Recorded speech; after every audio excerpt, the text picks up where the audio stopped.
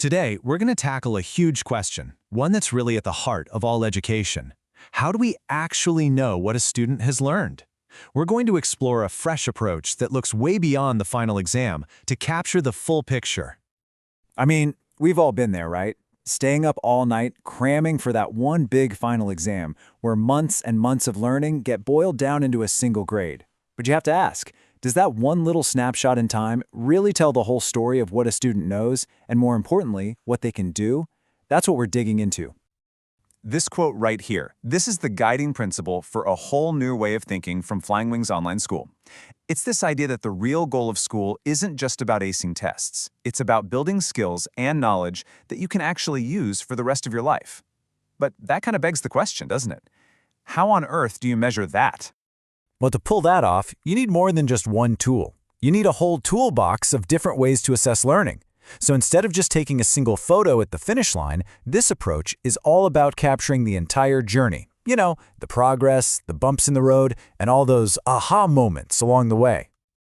Okay, so let's pop open that toolbox and pull out the first two essential tools. One is for guiding the journey while it's happening, and the other is for seeing how things turned out at the very end. Here's a really great way to think about the difference between these two. Formative assessment, that's like your GPS.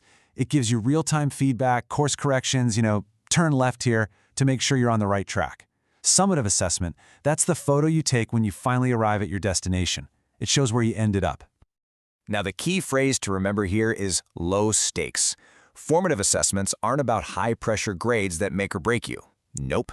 They're just informal check-ins, things like quick quizzes or class discussions, that give both the teacher and the student immediate feedback on what's clicking and what needs a little more work.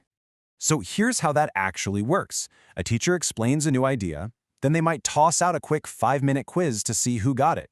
Based on those answers, they give really specific feedback, not just a grade, but actual guidance. And then the student uses that feedback to get better. It's this awesome, continuous loop of teaching, checking, and improving.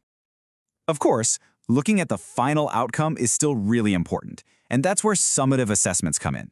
These are the bigger, more traditional things we're all used to, like final projects, research papers, or those big end-of-unit tests that basically give a summary of everything a student has learned. All right, let's grab the next tool from our toolbox. This one is all about moving beyond just knowing stuff to actually doing stuff with what you know.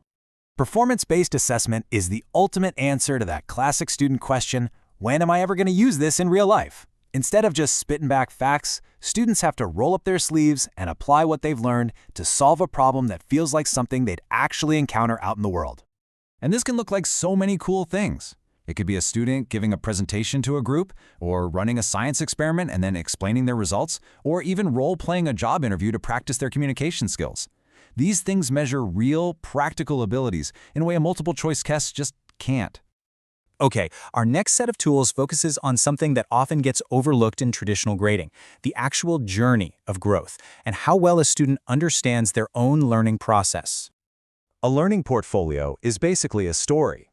It's a collection of a student's work. We're talking drafts, notes, final projects, teacher feedback, all of it, that really shows their development from the first day of class to the last. It's all about valuing the process, not just the perfect final product. Just look at this example. You can literally see the student's journey play out over time.